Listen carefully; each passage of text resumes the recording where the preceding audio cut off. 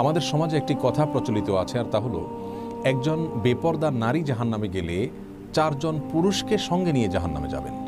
আর সে 4 জন পুরুষ হলেন ওই নারীর বাবা, তার স্বামী, তার বড় ছেলে এবং বড় ভাই। আজ আমরা জানার চেষ্টা করব যে কোরআন অথবা হাদিসে এরকম কোনো কথা সত্যিই বর্ণিত হয়েছে কিনা।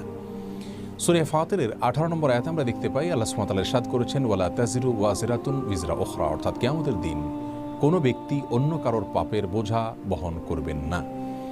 সূরা নাজমের একটি আয়াতে আল্লাহ সুবহানাহু ওয়া তাআলা ইরশাদ করেছেন, ওয়া আল্লাইসা লিল ইনসানি ইল্লা মা সা, অর্থাৎ একজন ব্যক্তি যা করবেন সেটাই শুধুমাত্র তার উপরে বর্তাবে।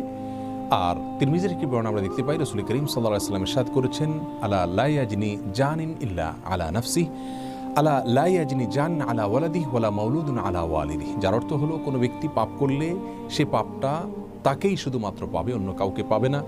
কারোর পাপের বোঝা তার সন্তানরা বহন করতে হবে না, আর কোনো সন্তান